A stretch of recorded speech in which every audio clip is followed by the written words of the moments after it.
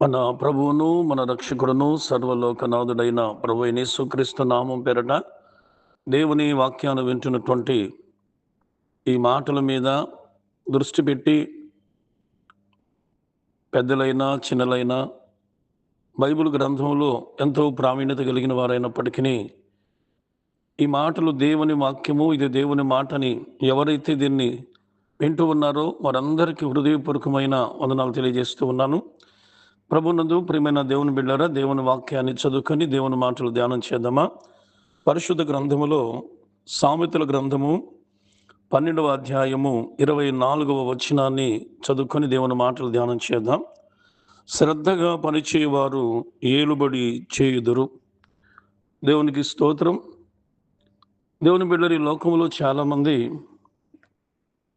ఏలుబడి చేయాలి అంటే ఒకరి చేతి కింద పని చేయకుండా ఒకరి దగ్గరికి వెళ్ళి పని చేయడానికి పనివన్నీ అడగకుండా తానే స్వయంగా వ్యాపారమైనా, ఒక కంపెనీ అయినా, ఒక బిజినెస్ అయినా తాను ఈ లోకంలో తన కింద కొంతమంది పనిచేసేవారు ఉండే విధముగా తానే ఒక యజమానుడిగా ఉండి పనిచేయడం దాన్ని ఏలుబడి చేయటము అని అంటారు.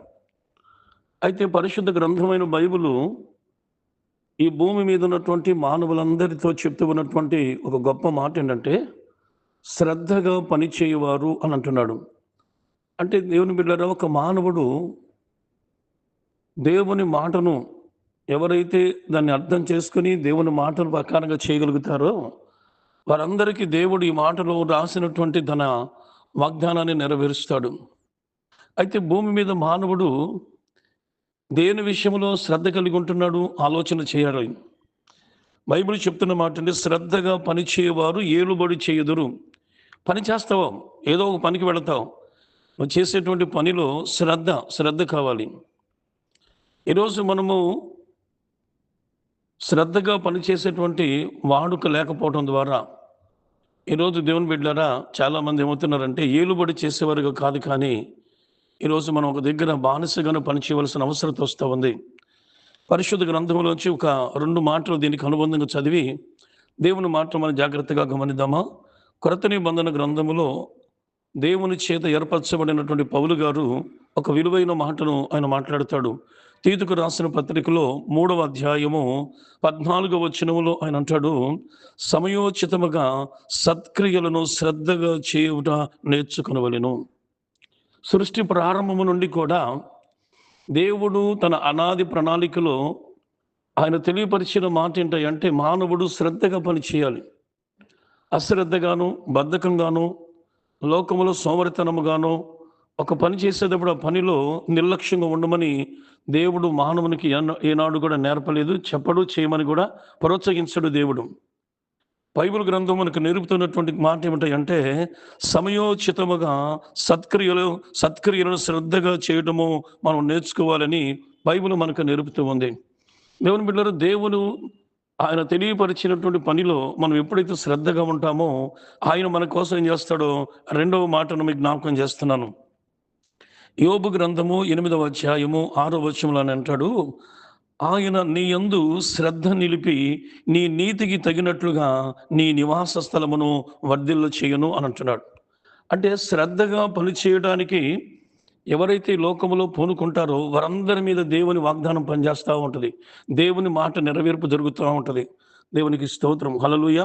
అయితే గమనించండి, ఈ భూమి మీద మానవులు దేవుని సృష్టికర్తైన దేవుని, రక్షకుడైన యేసుక్రీస్తు ప్రభువారిని, ఆయన మాటను ఎవరు కూడా ఈ లోకం లక్ష్య పెట్టనప్పుడు నువ్వు చేసేటువంటి పనులు దేవుని బిడ్డలారా, నువ్వు ఏలుబడి చేసే వ్యక్తిగా ఉండవు, కానీ ఎంతకాలం చేసినా నీకు సరిపోయినటువంటి నీ పరిస్థితులు అనుకూలంగా లేకుండానే ఉంటాయి.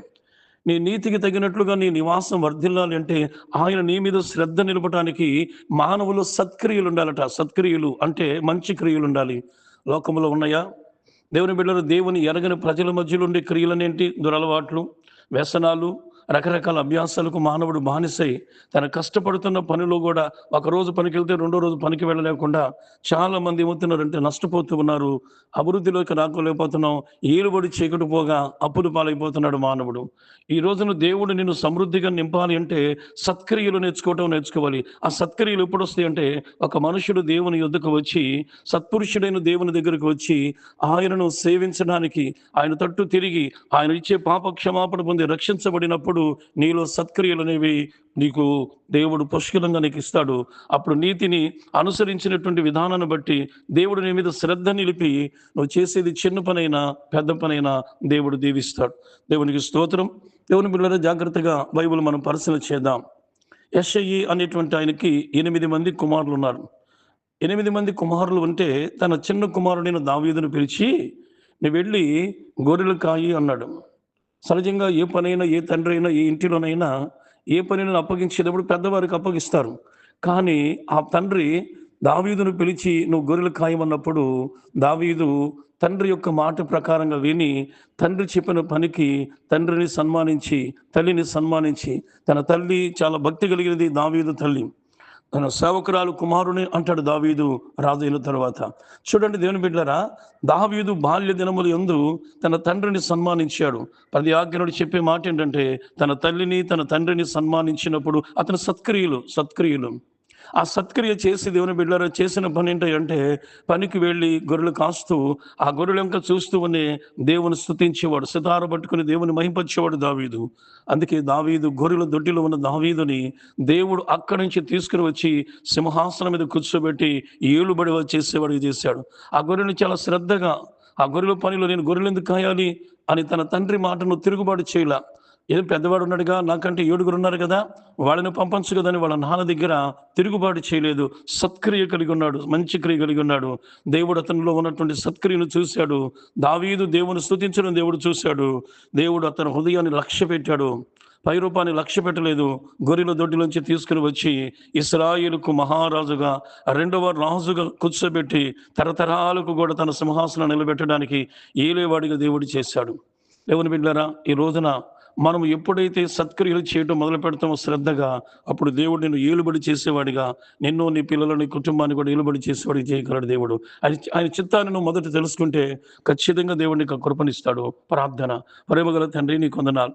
ఇదిగో ప్రభువా, ఈ వర్తమానం వింటున్న ప్రతి ఒక్కరికి ఆనాడు దావీదుకి ఇచ్చిన కృపను ప్రతి ఒక్కరికి దయచేయమని యేసయ్య నామములో ఇచ్చున్నాం తండ్రి. ఆమేన్.